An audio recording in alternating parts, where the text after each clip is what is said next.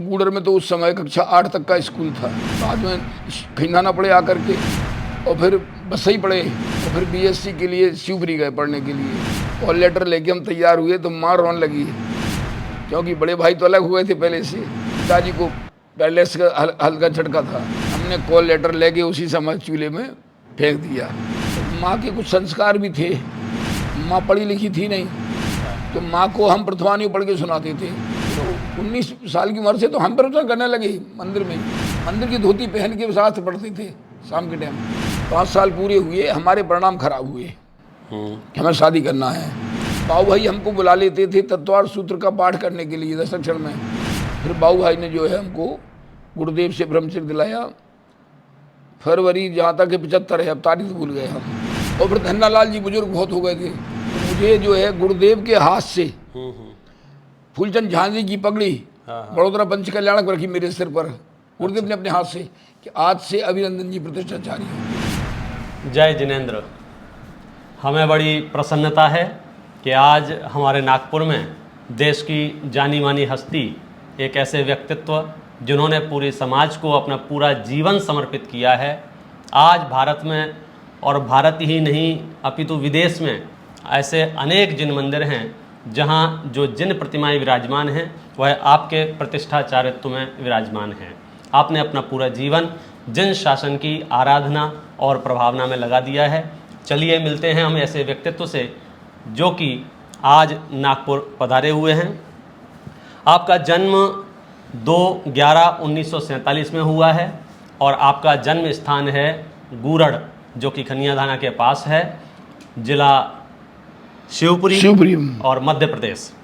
शिक्षा आपने बीएससी किया हुआ है और शास्त्री किया हुआ है। चलिए उन्हीं के मुख से हम कुछ प्रेरणास्पद जानकारियाँ चाहेंगे और उनके अनुभव से हमें कुछ सीखने को ज़रूर मिलेगा, ऐसी हमारी आशा है। पंडित साहब, जय जिनेंद्र। जय जिनेंद्र साहब। आपका जन्म एक ऐसे स्थान पर हुआ था जो नाम ही आज मैंने पहली बार सुना है, गूरड़। तो आपकी बचपन की जो परिस्थितियाँ थीं वो कैसी परिस्थितियाँ थीं? वहाँ का रहन सहन कैसा था, वातावरण कैसा था, वहाँ सुविधाएं कितनी थीं? वहाँ गूडर में तो उस समय कक्षा 8 तक का स्कूल था। बाद में खिंडाना पड़े आकर के, और फिर बसई पड़े जिला दतिया में, और फिर बीएससी के लिए शिवपुरी गए पढ़ने के लिए। बीएससी फाइनल पूरा नहीं किया, पिताजी का स्वास्थ्य गड़बड़ हो गया, इसलिए घर पर दुकान थी कपड़े की रेडीमेड की, उस पर बैठ गए। क्या उम्र रही होगी तब आपकी? तब आपकी उम्र क्या रही होगी? मेरी उम्र रही होगी 20 साल की। 20 साल की उम्र में पढ़ाई छोड़ करके क्या मेरी सर्विस लग गई थी। अच्छा। शिवपुरी में कॉलेज में 95 रुपये महीने की। कितना? 95 रुपये पर मंथ। कल्पना भी नहीं कर सकते। 67 में। हाँ। और पूरी बन गई थी। हाँ। कॉल लेटर लेके हम तैयार हुए तो माँ रोने लगी, क्योंकि बड़े भाई तो अलग हुए थे पहले से। अच्छा। पिताजी को पैलेस का हल्का झटका था। घर पर 3 नौकर थे, जिनकी तनख्वाह 300 रुपये देते थे। तो माँ बोली, तुम 95 रुपये की नौकरी करने जा रहे हो, घर पे तुम 300 रुपये नौकरों को तनख्वाह दे रहे हो। हमने कॉल लेटर लेके उसी समय चूल्हे में फेंक दिया। दुकान पे जम गए। क्या काम था? किस चीज़ की दुकान थी ये? रेडीमेड दुकान। अच्छा। कटफीस माल लाते थे, टेलर घर में थे, तो दुकान पे सिलवाते थे, और गांव में भी लोगों के घर सिलने देते जाते थे कपड़े। उससे जो है बस माल बिकता था बहुत।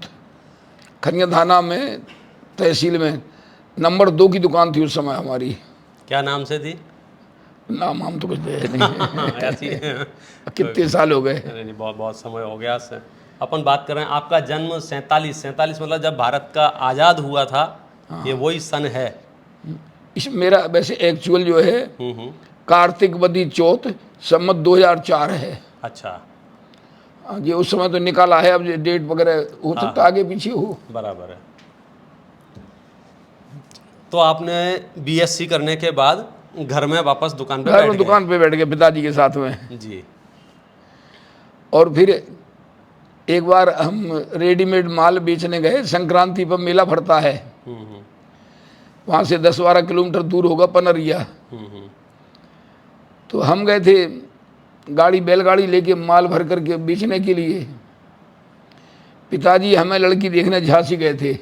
अच्छा। हाँ, वो बढ़िया घटना है वो। हाँ हाँ।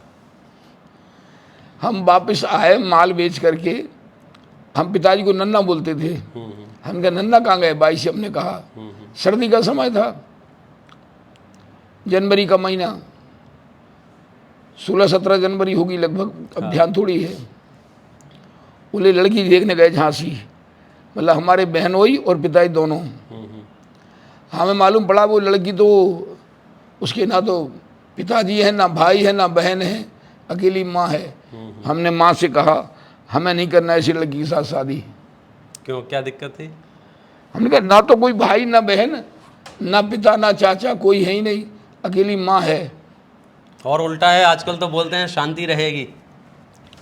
हमारी माँ क्या बोली, उस समय सर्दी का समय था ना, तो हम लकड़ी से बरोसी पे ताप रहे थे।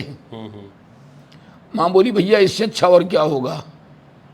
मैं वही बोला। हाँ, माँ का सही निकल गया। हमने कहा हमें नहीं करना शादी। माँ बोली भैया इससे अच्छा और क्या होगा। एकाकी जीवन सबसे बढ़िया जीवन है, हमारी माँ बोली। तो वहाँ ब्रह्मचारी चेतन लाल जी थे बड़े मंदिर में। हमने उनसे जाकर कहा, हमने कहा हमारी विचारधारा तो ये है कि हमें शादी नहीं करना। तो वो बोले अभी एक काम करो, 5 साल के लिए लियम ले लो। तो हमने 5 साल के लिए लियम नहीं ले लिया। तो शादी नहीं करने का भाव कहाँ से आया? बस यही भाव बना उसी समय कि ऐसी लड़की से हमें शादी नहीं करना। अच्छा। और माँ के कुछ संस्कार भी थे। माँ पढ़ी लिखी थी नहीं। अच्छा। तो माँ को हम प्रथमानी पढ़ के सुनाते थे, तो हमको ऐसी रुचि लगती थी कि अब संसार ऐसा ही है, इसमें उलझना ठीक नहीं है। हमारी मौसी, हम प्रवचन सुनने जाते थे तो हम बहुत ध्यान से सुनते थे। हम छोटे थे, जब 7वीं 8वीं पढ़ते होंगे। तो हमारी मौसी कहती थी, मौसी का नाम था जमुनाबाई, माँ से बड़ी। वो कहती थी गंगा तेरा ये लड़का बहुत बड़ा पंडित बनेगा। अच्छा। आपकी बातें सुन के मौसी कहती थी वास्तव में। मेरी माँ का नाम था गंगाबाई। गंगा तेरा ये लड़का बहुत बड़ा पंडित बनेगा। बोलिए बहुत ध्यान से सुनता है शास्त्र। तो आप पढ़ के सुनाते थे तो रुचि हो गई थी आपको? अरे माँ को पढ़ के सुनाते थे और प्रवचन दूसरों को सुनते थे जाकर के। फिर 19 साल की उम्र से तो हम प्रवचन करने लगे मंदिर में ही। अच्छा। धोती पहन करके। और धोती का एक कोना ऐसा मुंह पे लगाते थे उस समय, इससे थूक शास्त्र में ना उठे। अच्छा।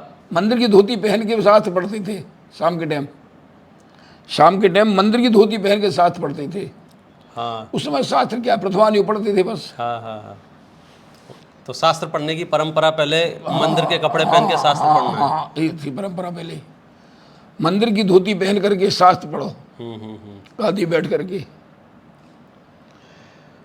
5 साल पूरे हुए, हमारे परिणाम खराब हुए कि हमें शादी करना है। 5 साल कहाँ पूरे हुए? खरीदा नमी दुकान में। अच्छा। हाँ। तो ब्रह्मचारी परशुराम जी थे इंदौर में। हाँ। उन्होंने फिर हमको समझाया। और एक बहन ने पत्र लिखा, अश्रोणी वाली बहन ने, कि स्त्रियों का शरीर का स्वरूप कैसा है। वो पत्र हमने ध्यान रखा नहीं। तो हमने कहा अब हम नहीं करना शादी। हमने बाबू भाई से कहा, क्योंकि बाबू भाई हमको बुला लेते थे तत्वार सूत्र का पाठ करने के लिए 10 अक्षर में। अच्छा। हाँ, बड़े नए मंदिर में ललितपुर में भी हम तत्वार सूत्र का पाठ करते थे। उसके बाद बाबू भाई प्रवचन करते थे। और खुरई में भी गुरुकुल में, हाँ हाँ। 10 लक्षण में हम पाठ करते थे। 20-21 साल की उम्र होगी हमारी मुझसे। हाँ हाँ।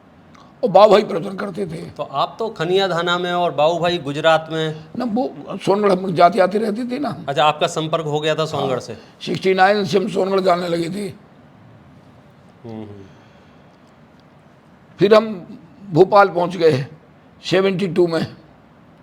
विद्वानों का समागम नहीं था कहीं नाने में, दुकान तोड़ दी हमने। अच्छा। हाँ, दुकान नुकसान हुआ गई काम से, और भोपाल में हमने जाके पाठशाला पढ़ाया। अच्छा। चौक मंदिर में। हाँ हाँ। उस समय पाठशाला में 300 बच्चे आते थे पढ़ने के लिए। क्या बात है। हमने अलग अलग मॉनिटर सेट कर दिए थे कि बालबोध के ए, बालबोध 2 के ए, बालबोध 3 के ए, 4 ऐसे। फिर हम 25-30 बच्चों को प्रांतीय शिविर में, प्रशिक्षण शिविर में खैनाना से, वहाँ से भोपाल से लेके गए। हाँ हाँ। बच्चियों को भी और बच्चों को भी, जवान बच्चे बच्चियों को। हाँ हाँ। बाबू भाई बोले 5 साल एक काम करो, थोड़ा और रुको, अभी थोड़ा और रुको। फिर भोपाल पंचकला हुआ 75 में, तो हमने बाबू भाई से कहा, बाबू भाई बोले ठीक है मम्मी पापा को बुला लो। हमने मम्मी पापा को बुला लिया भोपाल में ही, हमने साथ में रखा। पिताजी माताजी को हमने अपने साथ में ही रखा। अच्छा। हाँ, पिताजी का मरण हमारी गोद में हुआ। हमारी उम्र 28 साल की, पिताजी की उम्र होगी करीब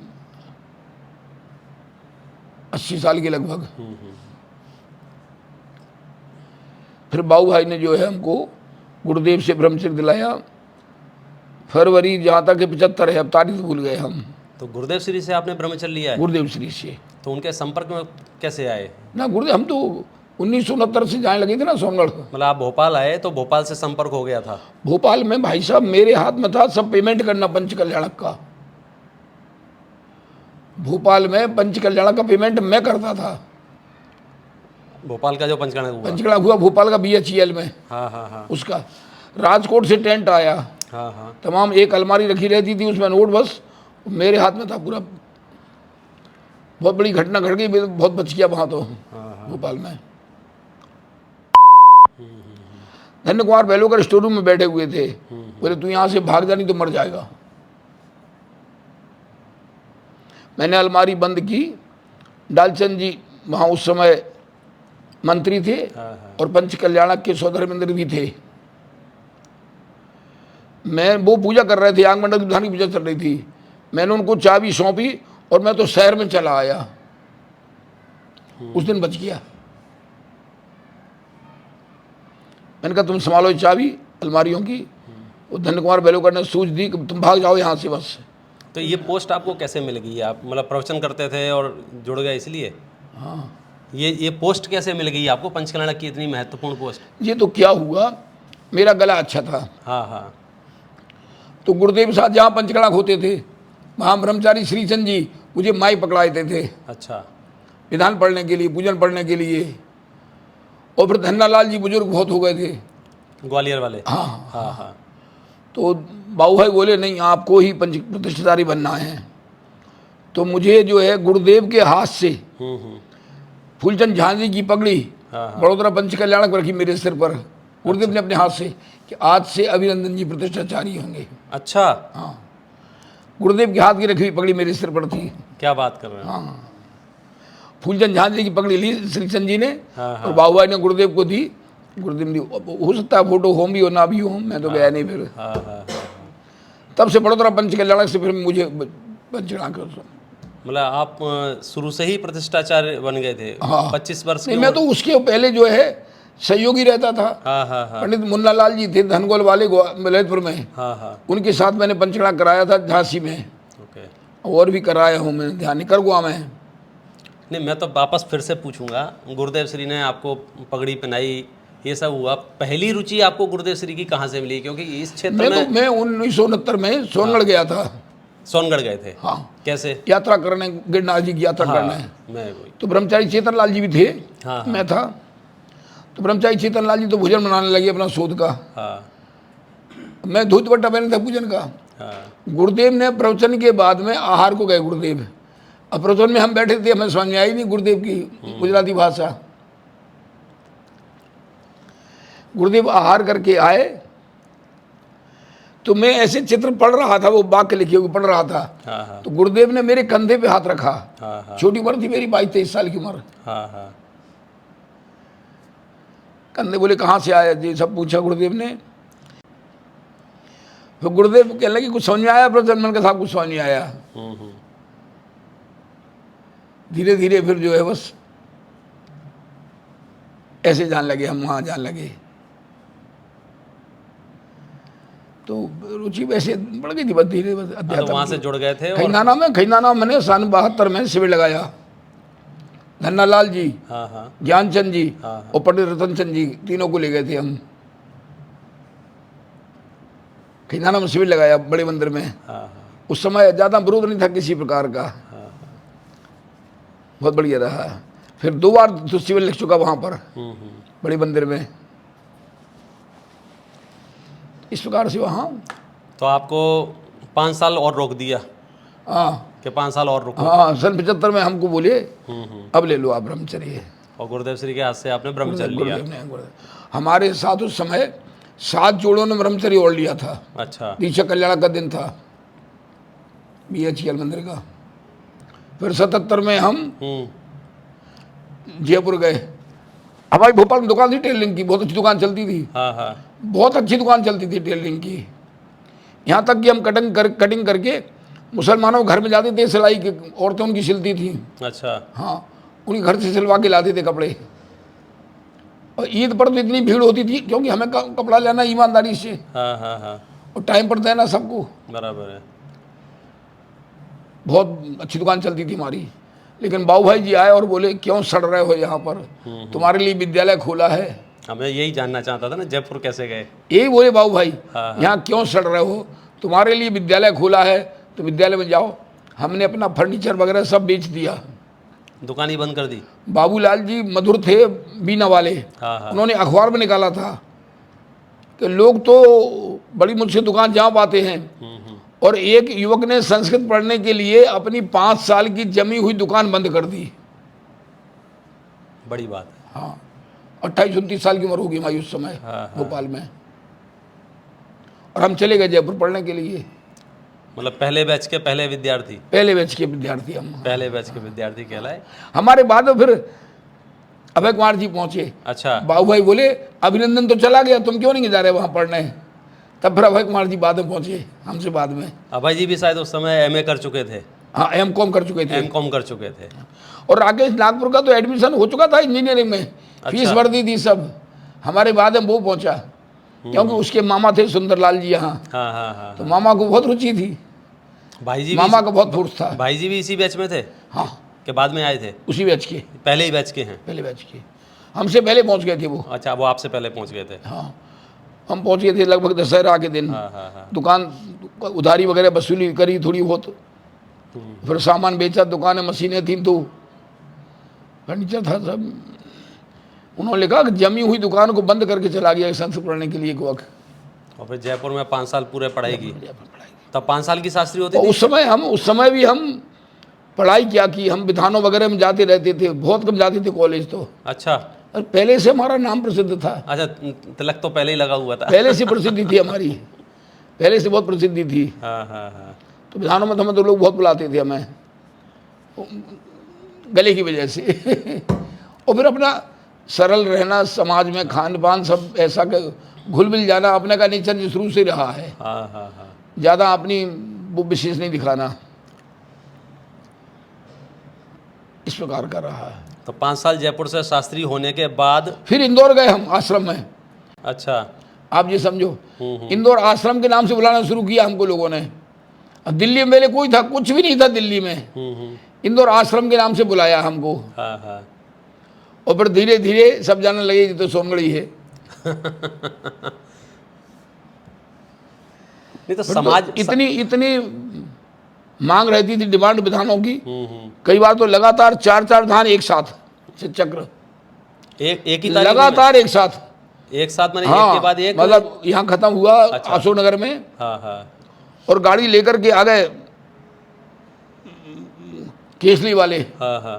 केसली विधान किया, केसली से विधान पूरा होने के बाद करेली गए। हाँ हाँ। करेली विधान हुआ, वहाँ से रवाना हुए दिल्ली आ गए, हस्तिनापुर विधान।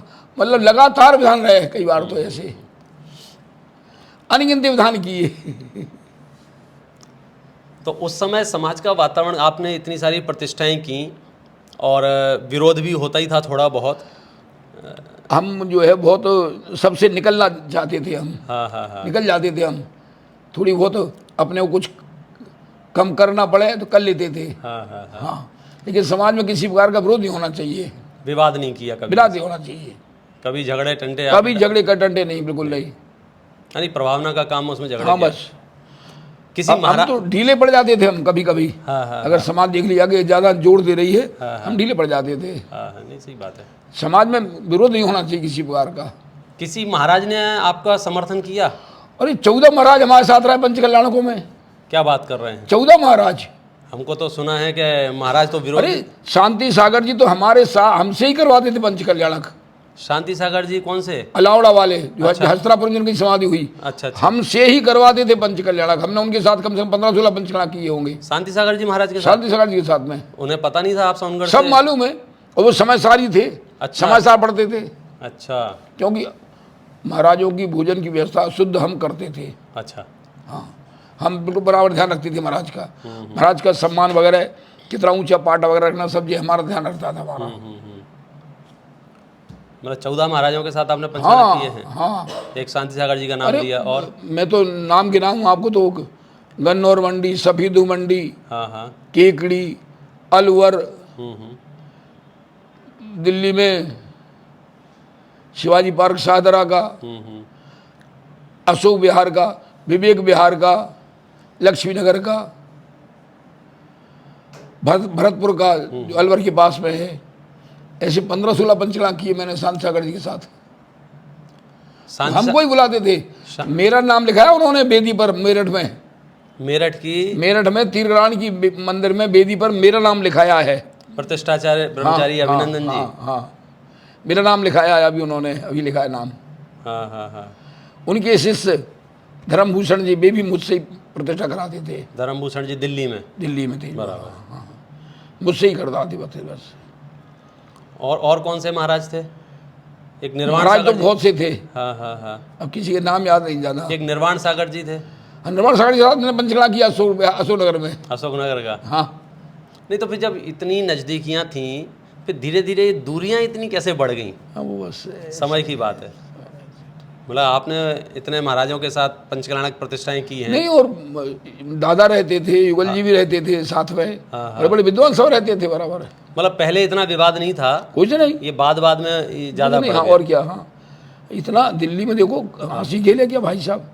दिल्ली में जहाँ पहले एक भी मंदिर नहीं था मुक्तियों के, अब 50 मंदिर हो गए। 14 मंदिरों की प्रतिष्ठा तो मैंने की दिल्ली में। बराबर है। हाँ, अब कितनी सब ऐसा ये समय का वो है। इस आपके पूरे जीवन की इतनी प्रभावना में कड़वे अनुभव क्या रहे समाज के? न, मेरे को ज़्यादा ऐसा मैंने समाज को देखा नहीं है। हाँ हाँ। समाज मेरे साथ एक बार बड़ौत में विधान था चक्र, हाँ बोले हम तो अग्नि सेवन कराएंगे। अच्छा। रात को 11:30-12 बज गए। मैंने कहा देखो भैया, मैं अग्नि से तो हवन कराता नहीं हूँ, पुष्पों से कराता हूँ। अगर आपको अनुचित लग रहा हो तो पास में हस्तिनापुर में शांति सागर जी महाराज हैं, उनके पास चलो, उनसे पूछ लो कि मैं गलत करता हूँ कि सही करता हूँ। अच्छा। दूसरे दिन 2 बसें शांति सागर जी महाराज के पास गई और उन्होंने कहा कि अभिनंदन जो कराता है वो सही शुद्ध रीत से कराता है। प्रमोद घनौरा वाले अभी जिंदा हैं। अच्छा। वो हाँ उस समय वहाँ मुखिया थे। हाँ, तो इतने सहृदय महाराज रहते थे। हाँ, महाराज ने बोला कि अभिनंदन जो करा रहा है वो गलत ही कराएगा, सही करा रहा है। हाँ, मतलब वो आपको इतना नज़दीक से जानते थे? फूलचंद सिद्धांत शास्त्री ने, कैलाश चंद जी ने, सबने लिखा है कि अग्नि से हवन करना ये वैष्णव पद्धति है। अच्छा। हाँ, कैलाश चंद जी शास्त्री लिखा है। मैंने अपने प्रतिष्ठा पाठ में लिखा है पीछे बाद में सब। हाँ हाँ हाँ। कैलाश चंद जी के, फूलचंद शास्त्री के और सबके। बस अग्नि से हवन कराना जैन परंपरा नहीं है, जैन परंपरा नहीं है, वैष्णव। क्योंकि वैष्णव लोग मानते हैं कि अग्नि में जो द्रव्य डालेंगे वो देवताओं के मुख में पहुँचेगा। अच्छा। वैष्णव मानते हैं ऐसा, अपने यहाँ तो कुछ नहीं है ऐसा। अभी आपकी उम्र कितनी है? 79। 79। और अभी भी आप पंचकल्याणक प्रतिष्ठा, अभी मौका पंचकल्याणक लगभग कितने पंचकल्याणक करा लिए होंगे आपने? आइडिया है कुछ? अभी ये 95 वाला था मौका पंचकल्याणक। मौका पंचकल्याणक। अच्छा, 95 पंचकल्याणक करा लिए? 95 नंबर का था। मतलब अमेरिका में एक फिनिक्स का कराया, लंदन में कराया। अच्छा, लंदन की प्रतिष्ठा भी आपने कराई? मैंने कराई है। अच्छा, मूर्ति पर मेरा ही नाम है। अच्छा अच्छा। लंदन में तो 2300 लोग गए थे यहाँ से। हाँ, 2300 लोग गए थे। और अमेरिका में वो ताज में घटना घट गई थी बम्बई में, हाँ, उस समय 2008 में। हाँ हाँ हाँ। इसलिए 650 लोग ही जा पाए, बस केवल 700 लोग। अमेरिका हम माइक इंडिया से ले गए थे। माइक? कैसे, लगेज में? वो तो वो बाई शिप जाता था। तो वहाँ भी तो मिलते होंगे। वो अनुभव नहीं रहा अच्छा। हाँ। वो सब इंग्लिश बोलने वाले, हाँ हाँ हाँ। अपन सब उनसे नंबर दिखा रहे कि थोड़ा हाई करो लंदन में, तो नीचे करो। वो अपना अनुभव वाला था। बराबर है। अपना तो लक्ष्य एक ही रहा है, हाँ हाँ। पंच कल्याणक से। ना तो कभी हमने प्रसिद्धि की सोची, ना कभी जीवन में पैसे की सोची, कभी नहीं। कोई हम पैसा दे ना दे, हाँ हाँ हाँ। ना अपने इतिहास बनाया। हमारे यहाँ आज तक अपनी फोटो कभी रखी नहीं, कभी नहीं। हजारों लाखों फोटो छपी होंगी मेरी, अभी तक निकली होंगी। आपके पास कोई? मैं ही लाता फोटो मोटो। एक फोटो कोटा वाले ने भेज दी, वो खरीदना ने रखी है बस। मैं कोई चांस नहीं, मेरे कोई शौक नहीं फोटो मोटो का। मेरे को तो एक ही रहता है कि पंच कल्याणक के लिए मैं 3-4 बार जाता हूँ पहले। 2-4 भाइयों को स्वाध्याय की रुचि हो गई तो मेरा काम सफल हो गया, बस। तो और कोई लक्ष्य नहीं दूसरा। मैं तो मोक्षार्थ प्रकाशक पढ़ाता हूँ। हाँ हाँ, असली बात। और समाचार कलष्टी का पांडे राजमल जी वाला 2 ग्रंथ मुझे बहुत प्रिय है। मोक्ष मार्ग प्रकाशक का तो पन्ना पन्ना याद है आपको? मुझे बहुत प्रिय है, बहुत प्रिय है। मोक्ष मार्ग प्रकाशक और समयसार कलष्टी का। कलष्टी का। मैं ऐसा भोजन कर रहा था यहाँ कोटा में। हाँ। युगल जी बाबूजी उस तरफ बैठे थे। अच्छा। मुझसे कहने लगे कोई हाथ में दीपक लेके ढूंढने जाए तो भी पांडे राजमल जी जैसा सूक्ष्म तत्व दृष्टा विद्वान नहीं मिलने वाला। तब से मुझे समाचार कलश पढ़ने की रुचि लगी। और दादा ने 2013 में कहा था प्रचार शिविर में, टोडरमल जी ने मौत की कीमत चुकाने पर यह मोक्षार्थ प्रकाशक ग्रंथ लिखा है। तब से मोक्षार्थ प्रकाशक ग्रंथ पढ़ने की रुचि लगी। और बाहर पंच कल्याणक के फिर सामान वामान जाना लाना सब बंद कर दिया मैंने। अच्छा। सब पहले सब सामान लाता था, कहाँ से कहाँ कलश मिलते हैं, कहाँ क्या क्या होता है, बढ़िया बढ़िया आइटम।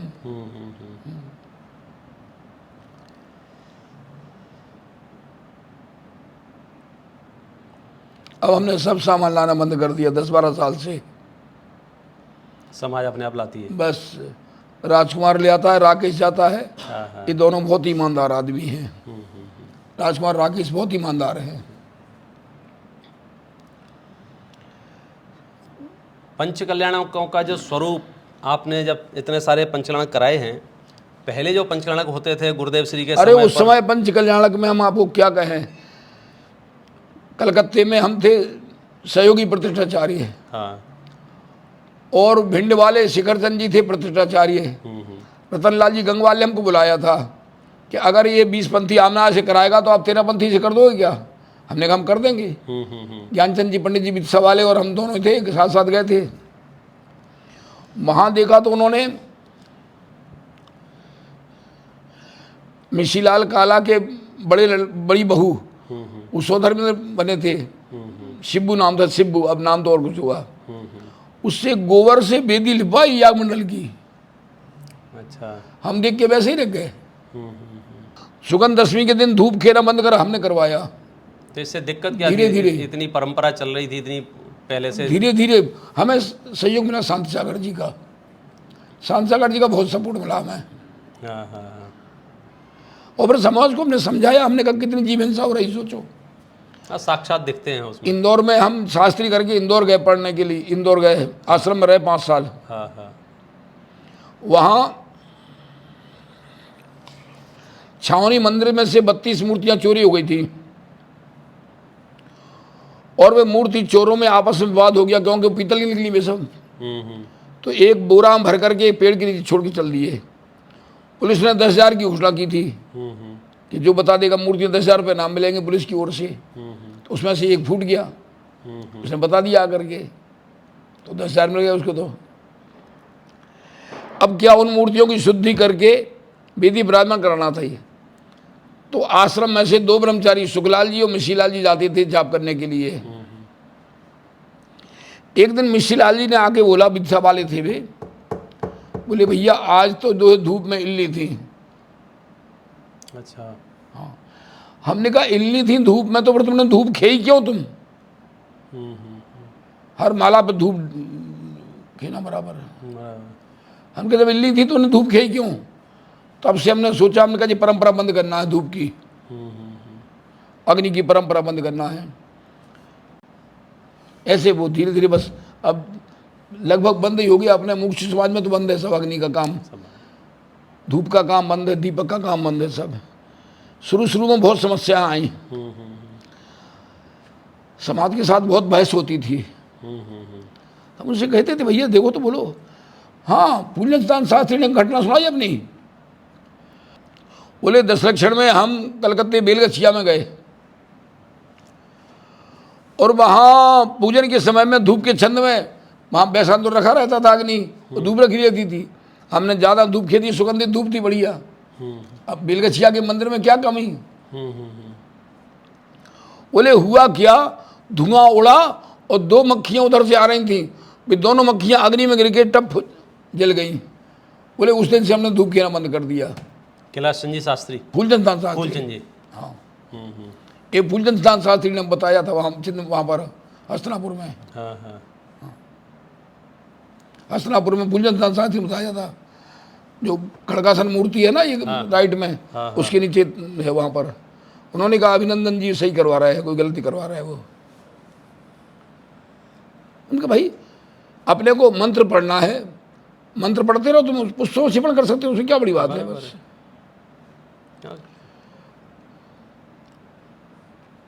नहीं, मैं तो अब अपन समापन की ओर आगे बढ़ेंगे। मैं फिर से पूछूंगा, पहले जो पंचकल्याणक होते थे स्वाध्याय की दृष्टि से, कार्यक्रमों की दृष्टि से, नृत्य गान की दृष्टि से, और अभी जो होते हैं उनमें कुछ अंतर है या लगभग मुख्य समाज में? पहले भी मुख्य समाज में स्वाध्याय पूरा होता था बराबर। हाँ। अभी भी स्वाध्याय परंपरा है अपने बराबर है। अब हम लोग स्वाध्याय परंपरा में कमी नहीं रखते। हाँ। जितना समय मिलता है स्वाध्याय करवाते हो। अंतर थोड़ा इतना आया है कि वजह नृत्य गान वगैरह ज़्यादा होने लगी बस समय के साथ, बस और कुछ नहीं। बाकी स्वाध्याय तो परंपरा पहले चलती थी, अभी भी चलती है बराबर है। पहले जन्म कल्याणक में एक मूलचंद जी थे अजमेर वाले। हाँ। बहुत गजब का शालीनता से नृत्य करते थे। अच्छा। हाँ, और पाटनी जी वगैरह जैन मंडली थी अपनी। हाँ। वो पाटनी जी तबला बजाते थे। पाटनी जी, कौन पाटनी जी? उनका नाम भूल गया मैं, पाटनी मेरे पास मोबाइल में है। अच्छा। हाँ, अब तो बुजुर्ग हो गए, बेबी बहुत बुजुर्ग हो गए। हाँ। पूरी मंडली थी अपनी। मूलचंद जी क्या नृत्य करते थे, अभी आंखों में बहुत झूलता है। सोनगढ़ भी रहना हुआ आपका? सोनगढ़ रहना हम, आना जाना रहा कि वहाँ रहे? नहीं रहे भी, कुछ दिन रहे। हाँ, 8-15 दिन रहे सोनगढ़ में। पहले एक और मेरे को याद आ गई बात, यातायात के इतने साधन नहीं होते थे। हाँ। और पूरी समाज में जाना भैया, कई बार तो खड़े जनरल डिब्बे में खड़े गए कई बार। बोलो। हाँ, कई बार। ये तो अभी जब से 70 साल की हुई तब से एसी में जाना शुरू किया। हाँ। अच्छा। हाँ, इसके पहले स्लीपर में जाते थे। स्लीपर भी कहाँ थे पहले, 25-30 साल पहले? नहीं थे, बसें थी, हाँ, जीपें थी, सब बहुत। अरे सामान कंधे पर उठा धर के ट्रेन के नीचे गुजर के लाते थे। तो कभी ऐसा नहीं लगा बहुत थकान हो रही है, बंद कर दें? कुछ नहीं, वो तो मस्त रहा, उत्साह रहता था। उत्साह बहुत था, मस्ती का। चलिए अंतिम प्रश्न पूछता हूँ। यहाँ जब आप पहली बार आए थे नागपुर, यहाँ कुछ नहीं था। और धीरे धीरे यहाँ जिन मंदिर का निर्माण हुआ और यहाँ सतपथ पाठशाला चल रही है, आपको कैसा अनुभव हुआ? नहीं, बहुत अच्छा हुआ है, बहुत अच्छा हो गया। हम तो सोचते भी नहीं थे कि इतना अपने को इतनी बड़ी जगह मिल जाएगी। हाँ, जगह भी काफ़ी, और इतने लोगों का सहयोग मिलेगा। इतने उत्साह से बच्चे आते हैं जो हम सतपथ पाठशाला में, तो हम जानते हैं।